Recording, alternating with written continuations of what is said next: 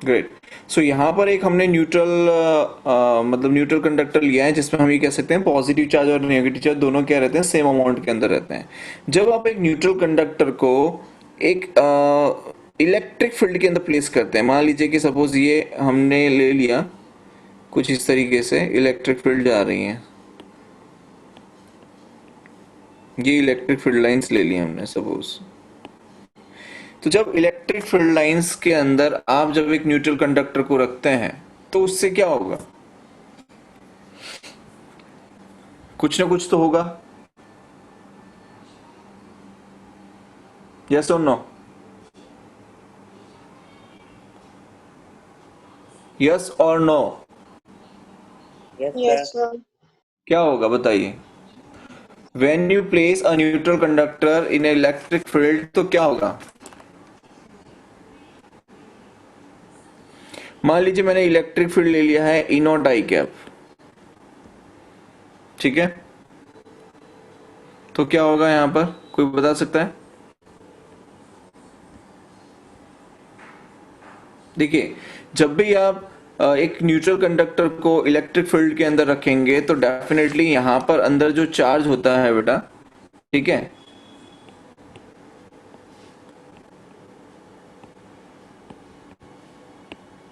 इसके अंदर जो चार्ज होगा, अब उस चार्ज के अंदर क्या होगा, तो देखिए कुछ इस तरीके से हम ये कह सकते हैं कि अंदर जो चार्ज है वो कोलिजन करना स्टार्ट करेगा, जैसे मैंने आपको कल बताया भी था, ठीक है।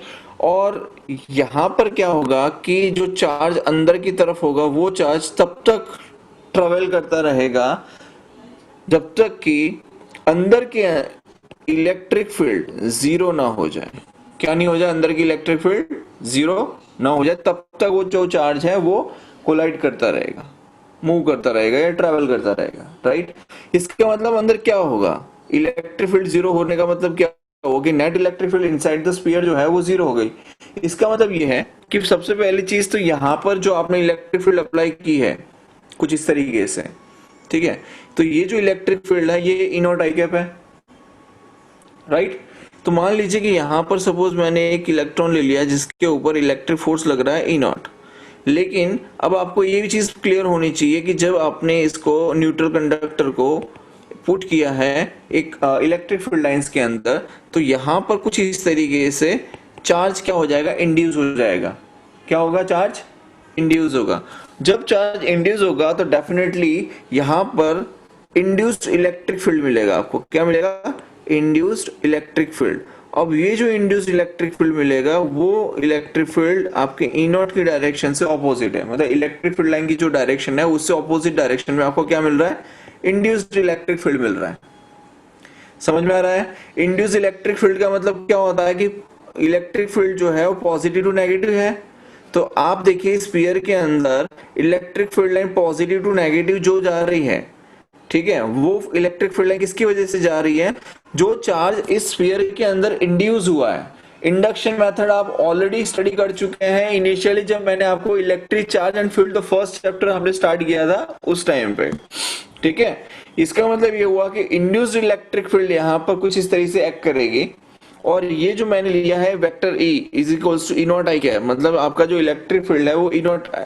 तो यहां पर देखे गए कि नेट इलेक्ट्रिक फील्ड हमें जो मिलेगा वो क्या हो जाएगा, नेट इलेक्ट्रिक फील्ड हो जाएगा कि ई नॉट माइनस ई इंड्यूस, मतलब इन दोनों का जब आप ऐड कर देंगे तो वो आपको क्या मिलेगा, net electric field is equals to हम लिख सकते हैं induce electric field plus external जो आप एक्सटर्नली अप्लाई कर रहे हैं दैट इलेक्ट्रिक फील्ड, ठीक है, which is equals to zero. Net electric field क्या हो जाएगी, जीरो हो जाएगी। क्लियर है यहां तक? Yes, यहां sir. क्लियर है? कोई डाउट है किसी को इसमें कि ये कैसे हुआ? ठीक है, तो एक क्वेश्चन मैं आपको बता रहा हूं सेम इसी कंसेप्ट के बेसिस पे, ठीक है। चलिए देखिए, सपोज ये मैंने एक स्फीयर ले लिया है कुछ इस तरीके से, और ये जो स्फीयर लिया है इस स्फीयर पे मैंने इलेक्ट्रिक फील्ड लाइन शो कर रहा हूं कि वो इलेक्ट्रिक फील्ड लाइन जो है वो किस तरीके से एक्ट करेंगी, ठीक है। तो एक इलेक्ट्रिक फील्ड लाइन जो है वो कुछ इस तरीके से जा रही है, like this.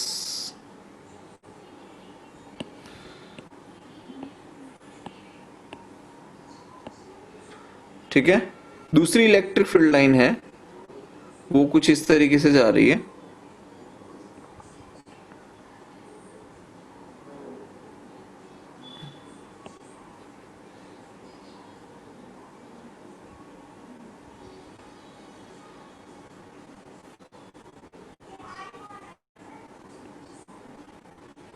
ध्यान से देखिएगा, ठीक है। ये हो गया आपका ए, ये हो गया आपका B. Third electric field line show कर रहा हूं।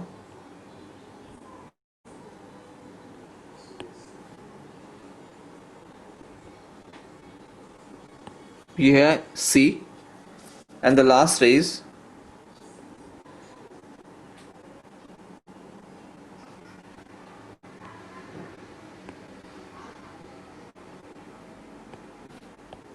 डी। ये चार ऑप्शन आपको दिए गए हैं, ठीक है। ये भी एक न्यूट्रल कंडक्टर ही हमने लिया है, ठीक है। नाउ द क्वेश्चन इज, ये आपके लिए क्वेश्चन है, if you place a neutral conductor inside, if you place a neutral conductor in electric field line, E is equals to E naught I cap, which is the correct option, which is the correct option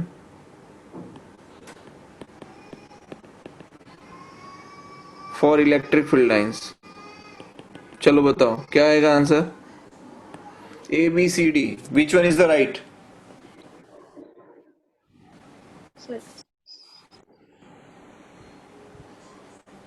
बोलिए। A B C D चार option है आपके पास, कौन सा option सही है? Sir सी। सी क्यों? Sir क्योंकि रेडियली परपेंडिकुलर होना चाहिए और अंदर भी कोई फील्ड नहीं होनी चाहिए।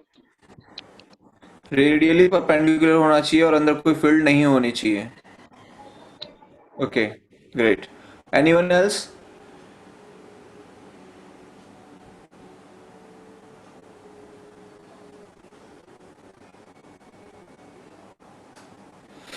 देखिए, ये ऑप्शन और ये ऑप्शन तो बिल्कुल कैंसिल हो जाएंगे। क्यों हो जाएंगे? बिकॉज इसके अंदर electric field inside the sphere show की है, which is not possible. Electric field inside the sphere क्या है? जीरो है, ठीक है। अब दूसरी चीज यहां पर ध्यान रखने की है, वो ये है कि जब electric field inside the sphere zero है, इसका मतलब ये है, लॉजिकली मैं आपको बता रहा हूं चीजें सारी। Electric field inside the sphere zero हो गया, इसका मतलब ये है कि हम ये लिख सकते हैं electric field is equals to minus dv by dr। इसका मतलब क्या हो जाएगा कि v जो है वो आपका क्या होगा? कांस्टेंट। दैट मींस पोटेंशियल जो है वो आपका क्या आ जाएगा? कांस्टेंट आ जाएगा, राइट। इसका मतलब ये है कि जो कंडक्टर है, अगर पोटेंशियल कांस्टेंट है, क्या है? पोटेंशियल कांस्टेंट है। इसका मतलब अगर इलेक्ट्रिक पोटेंशियल कांस्टेंट है, then conductor acts as a equipotential region, ठीक है। कंडक्टर क्या हो जाएगा?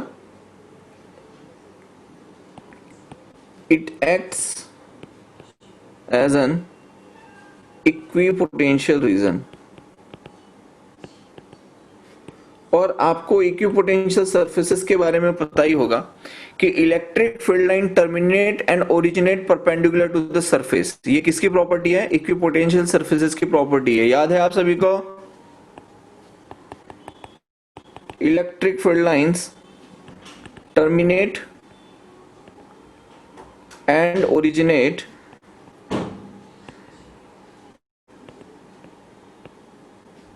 Perpendicular to the surface.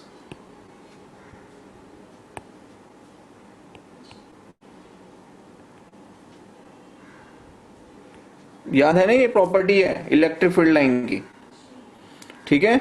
इसलिए सी ऑप्शन राइट है, बिल्कुल सी ऑप्शन बिल्कुल सही है, कोई गुंजाइश नहीं है यहाँ पे उसकी गलत होने की। क्लियर है सभी को ये क्वेश्चन?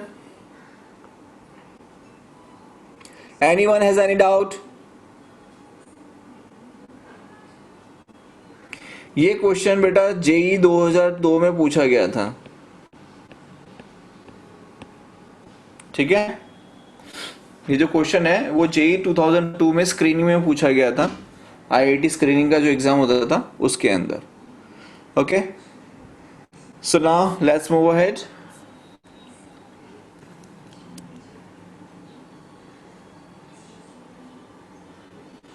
अब इसके कुछ प्रॉपर्टीज हैं, वो मैं आपको फोटो खींच के भेज दूंगा, वो आप नोट डाउन कर लेना, क्योंकि मैं उसको बोलूंगा आप लिखोगे उसमें टाइम वेस्ट होगा, उसका कोई फायदा नहीं है, ठीक है? तो मैं आपको फोटो लेके भेज दूंगा, आप सभी उसको नोट डाउन कर लेना प्रॉपर्टीज को। क्लियर है? चलिए, मैंने ऑलरेडी आपको वैसे वो जो फोटोज भेजी थी उसमें से कुछ प्रॉपर्टीज तो ऑलरेडी आपको मिल जाएंगी उसी के अंदर, ठीक है? चलिए देखिए, अब मान लीजिए कि हमने इलेक्ट्रिक फील्ड लाइंस को, जब आप एक न्यूट्रल कंडक्टर को पुट करते हैं, न्यूट्रल कंडक्टर को हम इलेक्ट्रिक फील्ड लाइंस में रखते हैं, तो एक्चुअल में उसका जो इलेक्ट्रिक फील्ड लाइंस हैं वो कैसे रिप्रेजेंट होती हैं, वो किस तरीके से बनती है, वो मैं आपको यहाँ पर ड्रॉ करके बता रहा हूँ अब, ठीक है?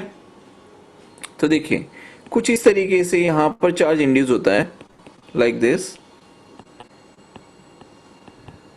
ये जो मैं बता रहा हूँ ये काफी इंपॉर्टेंट है और ध्यान रखिएगा, यहाँ पर मजाक में मत लीजिएगा इसे, ठीक है? ये आपका एक्सटर्नल फोर्स, मतलब जो ई नॉट हम लगा रहे हैं वो, and this is your induced electric field, ठीक है?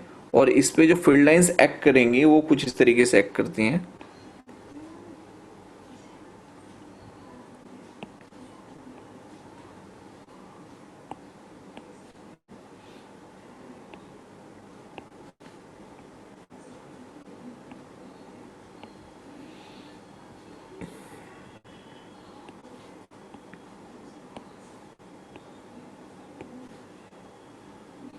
लाइक दिस,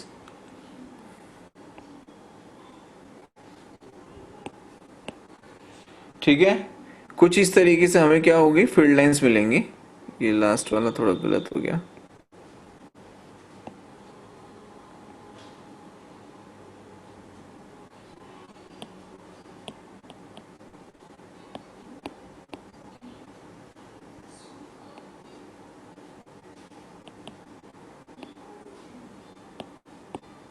कुछ इस तरीके से। ये स्क्रीनशॉट ले लीजिएगा।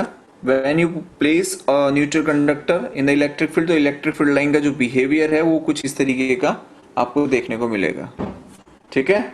ठीक है, स्क्रीनशॉट। नेक्स्ट देखिए, we have one beautiful question here. यहां पर हमने एक चार्ज क्यू प्लेस किया है जो कि सेंटर से 4 मीटर डिस्टेंस पे रखा हुआ है, ठीक है? और सेंटर से 3 मीटर डिस्टेंस पे ये पॉइंट, हमने एक पॉइंट कंसीडर किया है, point A. Now you need to find out the electric field at point A. आपसे क्वेश्चन क्या पूछा जा रहा है? Find electric field at point A due to induced charge. ये क्वेश्चन पूछा जा रहा है, ठीक है? Find electric field at point A due to induced charge. क्या आंसर आएगा?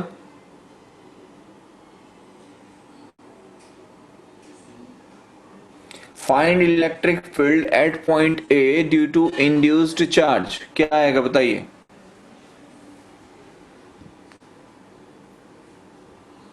Zero has the zero.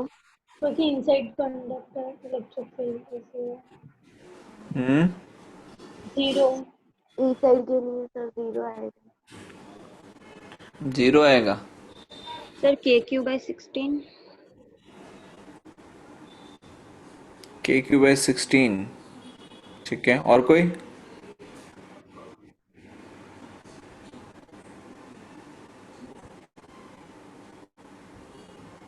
KQ/25.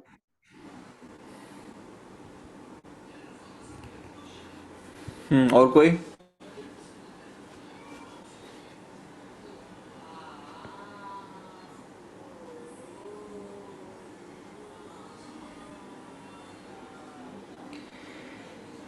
देखिए,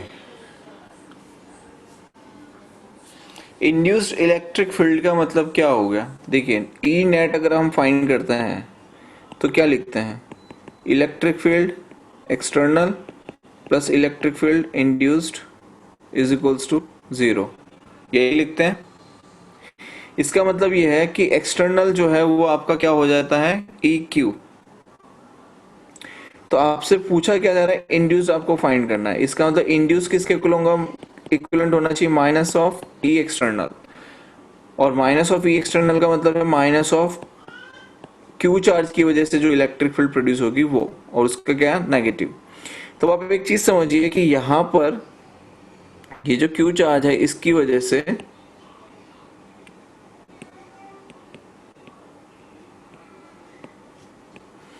ये आपको इस पॉइंट पे फाइंड करना है इलेक्ट्रिक फील्ड। अब आपको जो फील्ड मिलेगी बेटा एक्सटर्नल, वो तो इस डायरेक्शन में जाएगी इलेक्ट्रिक फील्ड, राइट? और इंड्यूस्ड इलेक्ट्रिक फील्ड की डायरेक्शन क्या होगी? इंड्यूस्ड इलेक्ट्रिक फील्ड की डायरेक्शन क्या होगी? उससे ऑपोजिट होगी, राइट? इस डायरेक्शन में होगी। तो अब आप समझिए कि ये आपका इलेक्ट्रिक फील्ड एक्सटर्नल हो जाएगा, ये आपका इलेक्ट्रिक फील्ड इंड्यूस्ड हो जाएगा, ऐसा ही होगा। तो आप क्या लिख सकते हैं? ये 3 है, ये आपका 4 मीटर है, ठीक है? ये 4 मीटर है, तो ये डिस्टेंस कितना हो जाएगा? ये 5 हो जाएगा। इसका मतलब ये क्या हो जाएगा? के क्यू बाय 5 स्क्वायर। तो इंड्यूस्ड इलेक्ट्रिक फील्ड जो आपको मिलेगी वो क्या मिलेगी? के क्यू बाय 5 स्क्वायर मिलेगी। क्लियर है? Anyone has any doubt? Anyone has any doubt?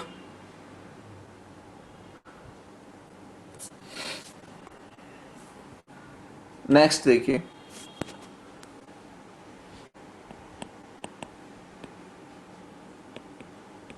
Suppose यहां पे मैंने एक स्पीयर ले लिया है कुछ इस तरीके से, ठीक है?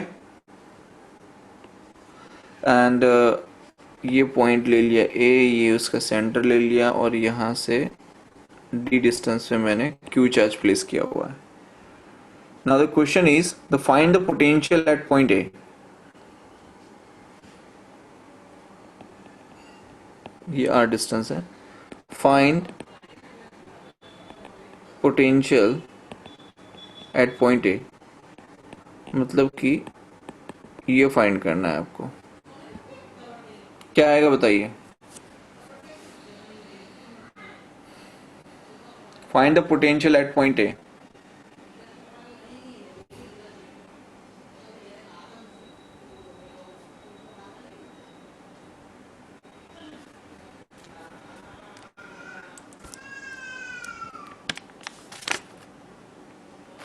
बोलो भाई, क्या हो गया?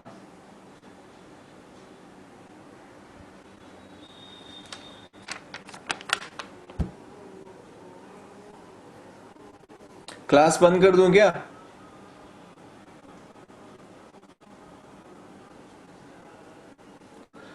पोटेंशियल एट पॉइंट ए क्या आएगा? Sir, KQ upon root of R square plus D square. हाँ सर, रूट ऑफ के Q upon root of R square plus B square. मैंने ठीक है। क्यों root R square plus D square लिया आपने?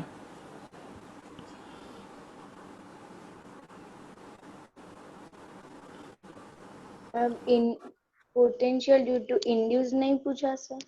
मैंने इससे फाइंड पोटेंशियल एट पॉइंट ए पूछा है, कहाँ मैंने इंड्यूस वर्ड यूज किया है? तो फिर R होगा।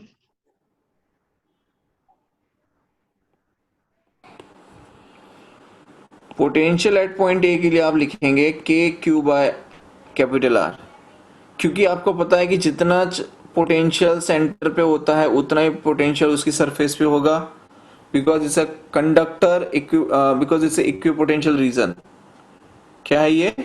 इक्विपोटेंशियल रीजन है ये। समझ में आ रहा है? समझ में आ रहा है?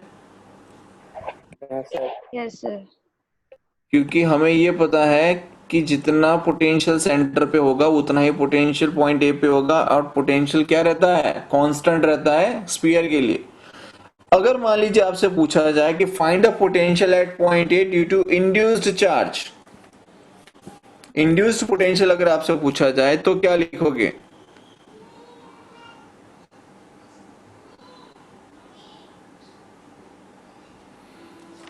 मैं फिर से क्वेश्चन रिपीट कर रहा हूं। Potential at point A due to induced,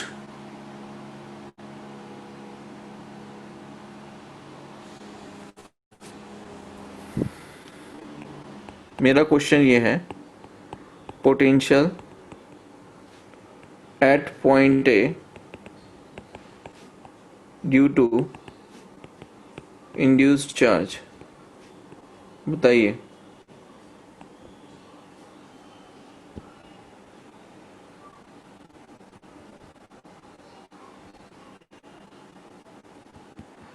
क्या करेंगे बताइए?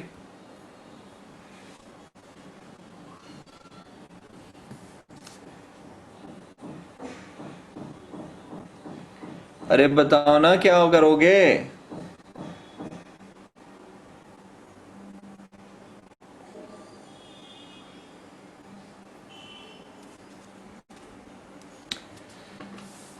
सोचोगे नहीं तो आपको नहीं आएगा बेटा, आपको सोचना पड़ेगा कि इसमें हम क्या कर सकते हैं।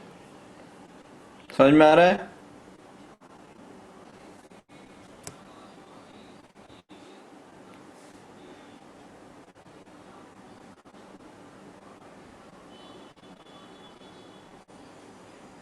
ये भी मैंने गलत ही लिख दिया है, ये के क्यू आई डी आएगा ना।